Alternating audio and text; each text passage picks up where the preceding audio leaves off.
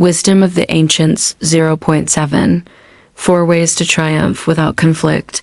They speak ill of you in whispers, yet greet you with smiles, their words sharp as hidden blades. They aim to disrupt your tranquility, not because you lack strength, but because they do. They mistake your composure for defeat, your silence for submission. But they fail to grasp a fundamental truth. Stillness is not weakness. It is mastery. When your adversaries hurl stones at your calm, they don't shatter it, they expose its strength. Here are 4 powerful ways to overcome those who oppose you, not with fists or fury, but by becoming untouchable. No drama, no retribution, no wasted words, just the quiet victory of a life lived out one. Stay unruffled in the face of provocation. The first weapon is silence. Your enemies crave your reaction. They want your anger, your outburst, a sign that they hold sway over you. But when you remain steady, when you meet their provocations with calm instead of chaos, you starve their efforts. They wither in the void of your restraint. As Epictetus wisely noted, you have power over your mind, not outside events. Realize this and you will find strength. You don't stay silent out of passivity. You do so because you command yourself. Let them cast their words like sparks. You stand as stone untouched. Their inability to rattle you, to pierce your serenity, unravels them. Nothing unsettles a turbulent soul more than someone they cannot disturb. 2. Craft a life of discipline. That highlights their shortcomings. Your adversaries wait for your downfall, lurking in the shadows, hoping for your misstep. But every day you rise, refine yourself, and reflect on your purpose, you build something they cannot touch. While they squander their energy on resentment, you forge a life of discipline. Your progress becomes a mirror they dare not face, not because you seek to humiliate them, but because your growth exposes their stagnation. Marcus Aurelius said, "You have power over your mind, not outside events." Realize this, and you will find strength. You don't surpass them to spite them.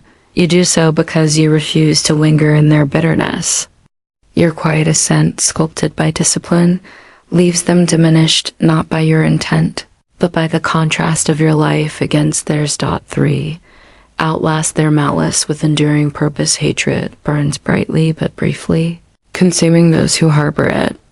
Discipline, however, endures like rock against the storm. You don't merely survive your enemies, you outlive their malice. Seneca taught, "It is better to conquer our grief than to deceive it." While they exhaust themselves in spite, you build steadily, purposefully, breath by breath, step by step. Over time, they'll find you've moved beyond their reach, no longer engaged in their petty battles. You've walked away from a conflict they're still fighting, and that distance is your victory. You win not by striking back, but by forging a path so far beyond their chaos that it renders their efforts irrelevant. 4. Forgive with strength. Not sentiment. Forgiveness is not weakness.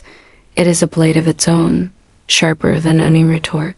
Forgive your enemies, not because they've earned it, but because you deserve to be free. True forgiveness, rooted in strength, declares, "You no longer occupy my thoughts. You cannot taint my peace." Musonius Rufus advised, "To live well is to live free from anger, even toward those who wrong us." When you forgive openly, sincerely, you disarm them completely. You take away their final weapon, your attention. The world witnesses a person who could have lashed out but chose grace instead, who faced betrayal yet emerged unpoisoned. That choice buries their harm beneath the weight of the resilient, unshakable person you've become. The path to victory, to defeat those who wish you ill, you need not fight. Rise above them, outlast them, ignore their noise. Forgive their faults. They seek chaos, offer them silence. They seek your pain. Show them indifference, they seek conflict. Grant them peace. This uncheckable calm, this relentless forward march, will wound them more than any vengeance could. This is the essence of Stoic wisdom, not reacting but rising, not retaliating but advancing. Move so far beyond their reach that their voices fade to nothing, and in that quiet, you will have already won.